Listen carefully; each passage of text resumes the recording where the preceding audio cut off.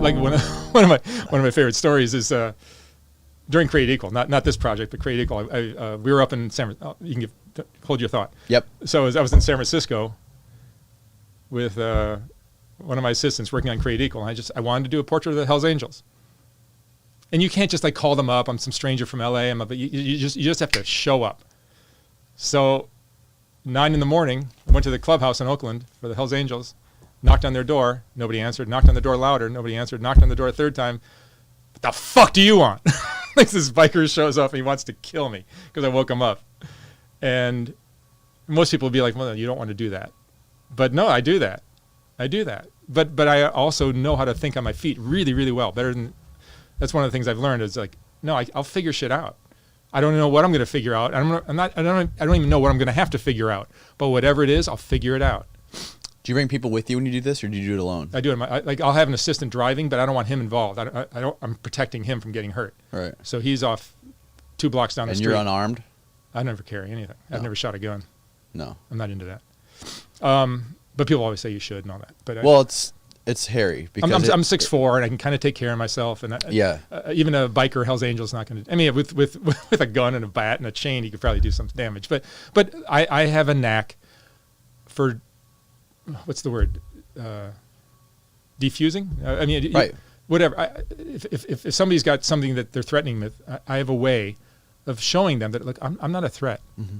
I'm not here to hurt anybody. Right. Here's what I'm doing. Like with the pedophiles yesterday, nobody said no to me. Because I presented to them a way, like, look, I'm just looking to hear your story.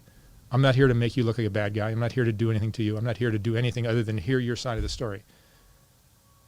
And they can, I think people can sense when somebody's up to no good or there's something shady going on. And I don't do anything shady. Like I'm not a liar. I don't do things to people that I have to, like I go to bed tonight with a clear conscience every day of my life. Mm-hmm. And that's super important to me. Because like I'm not tricking anybody into anything. I'm not scamming anybody. I'm not pulling anything. I'm just telling you what I do. If you're interested, that's cool. And if you're not, that's cool too. Yeah, you're an open book. I'm an open book. And I'm not here to play anybody. I'm not here to scam anybody. So that's super important. And I think people can sense that. And if you're just coming at people with like, here's what I'm doing. I think you're interesting. Love to talk to you. Mm-hmm. Love to hear your story. People love to tell their stories. Like, I mean, one of the things I find interesting on my channel is a lot of these people have confessed to like even murders and crazy things. There's a few people that have confessed to murders or things close to it, things that don't have a statute of limitations on them. So it's like, why the hell would you say that? I'll say to them after the interview, like, why the hell would you say that? Okay, I'm not worried about it. So you want me to put this on? I can put it on YouTube. You sure? And they, yeah, go ahead.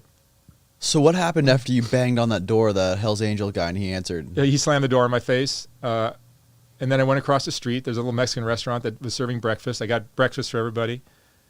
And I brought it over. And I brought a whole bunch of breakfast. And they enjoyed breakfast with me and got to be friendly with them. And I did a portrait about an hour and a half later. No interview? No, I wasn't doing interviews then. Okay. That was before I even thought. That was for your project. That was for the Create Equal, which is a book of portraits. It's really just the template for what I'm doing now. Mm-hmm. But Create Equal is just portraits. There was no interviews. Mm-hmm. I wish I was doing interviews then, but I wasn't. And it takes a lot of maturity to do what I'm doing, and I didn't have it then. I did that back in 1990. I started that project in 1999.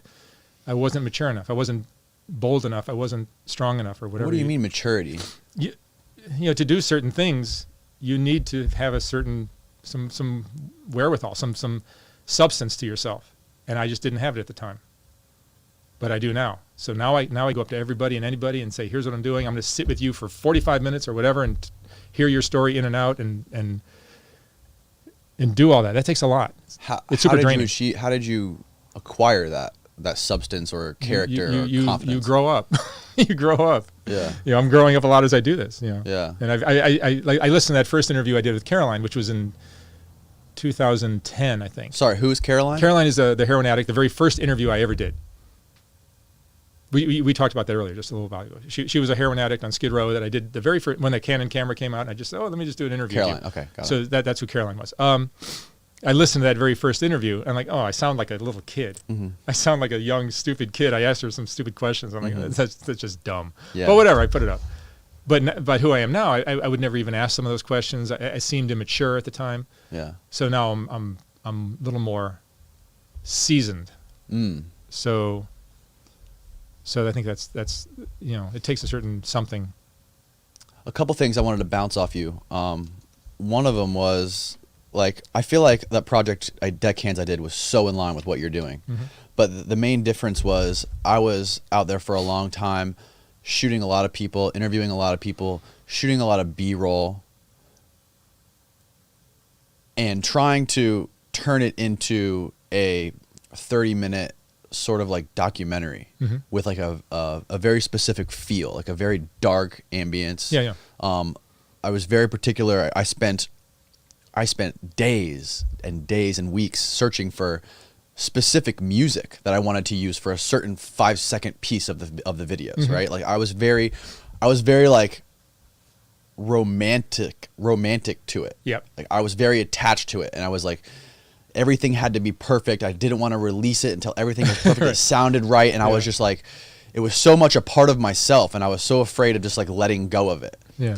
And I feel like you've really overcome something there with what you're doing and the scale of work you're putting out. I don't feel like, do you have any sort of those feelings when you're working on this stuff? No. I honestly believe, my whole life, I believe that whatever I touch turns to gold. So you can say that's BS and you say my stuff is crap, but I believe that what I touch turns to gold. But why? I don't know. I'm lucky. What do you mean you touch it and it turns to gold? What is it about you? I think my photographs are better than everybody else's. Do you think it's something that's only inside you, that if you decide to put out a piece of work, it's automatically gold? Like what is it about you that makes it? You know how like one of my favorite quotes I ever heard was from Michael Jordan, and I'm going to paraphrase, so I'm sure I'm getting it wrong, but it was I forget the series. It was the Chicago Bulls playing against, I think, the Utah Jazz, and it was the finals or the semifinals or whatever. It was like the 6th or 7th game of the series. The Bulls were down by 2. They had 3 seconds left in the game. The Bulls had the ball inbounds. The coach is like laying out the play, or you pass it here, boom, boom, boom, and then we're going to try to get it to Michael, and then Michael will do the shot. And he's laying out this whole plan for this next 3-second play. And Michael just said, paraphrasing, he goes, "Fuck that shit.